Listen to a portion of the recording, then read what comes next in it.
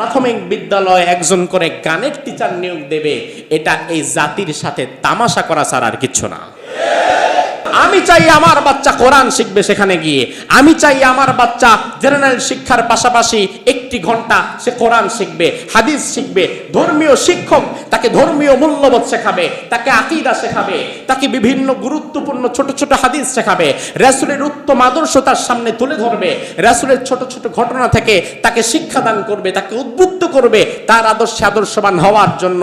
সেটা না করে বর্তমান সরকার যেই পরিকল্পনা করেছে প্রতিটি প্রাথমিক বিদ্যালয়ে একজন করে গানের টিচার নিয়োগ দেবে, এটা এই জাতির সাথে তামাশা করা ছাড়া আর কিচ্ছু না।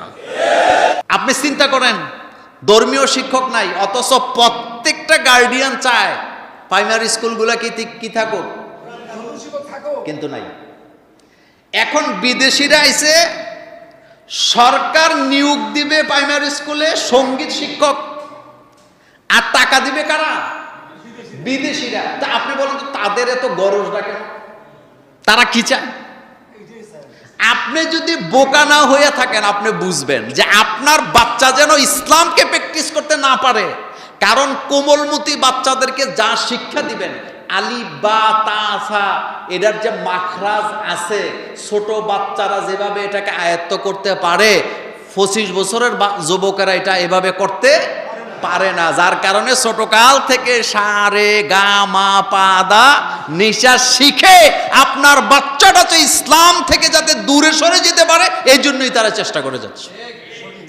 গান শিক্ষা দিবে, গান শিক্ষা দিবে, গান শিখে শিখে কি করবে? বড় হয়ে আপনি বাবা মাকে বৃদ্ধাশ্রমে পাঠাবেন না, দূরে দূরে পিটাবে।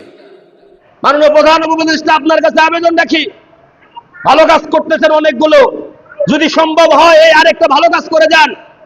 বাংলাদেশের এই 92% মুসলমানের দিলের চাহিদা এটা না আমার সন্তান ছোটবেলা থেকে গানের শিক্ষায় শিক্ষিত হোক, এই গুনাহের শিক্ষায় শিক্ষিত হয়ে তার জীবনকে সে আগে বাড়াক। 92%-এর মধ্যে 2% হতে পারে, 90% মানুষের এই চাহিদা না, বরং এই 90% মানুষের চাহিদা তার সন্তান ছোটবেলা থেকে ধর্মীয় শিক্ষায় শিক্ষিত হয়ে আগে বাড়ুক। এই মিডিয়ার মাধ্যমে প্রধান উপদেষ্টাকে বলতে চাই, প্রধান উপদেষ্টাকে আমরা সুস্পষ্ট বার্তা দিতে চাই যে এই বাংলাদেশে অন্তত আপনি যাই করেন আর তাই করেন, ইসলাম নিয়ে কোনো ষড়যন্ত্র চলবে না। কথা বলেন, কথা ঠিক কিনা? আমার প্রশ্ন হচ্ছে এটা যে বাংলাদেশের ধর্ম সম্পর্কে জানার থেকে গান শিক্ষা কি অনেক বেশি প্রয়োজন? আবেদন করা হয়েছে ধর্ম শিক্ষক নিয়োগের জন্য, কিন্তু বর্তমানে যারা আছে ওনাদের কানে পানি ঢুকতেছে না, ওনারা সারে গামা শিখাইতে গানের শিক্ষক নিয়োগ দিচ্ছে। মানে আগে যারা ছিল শয়তান, যেগুলো সোয়ার ছিল মানুষগুলো সরছে, ওই শয়তানগুলো আবার এদের ঘাড়ে সোয়ার হয়েছে। আল্লাহ হেদায়েত করুক। সঙ্গীত শেখাতে চান এদেশের কয়জন মা বাবা তার সন্তানকে, কিন্তু দিন শেখাতে চান কত মা বাবা?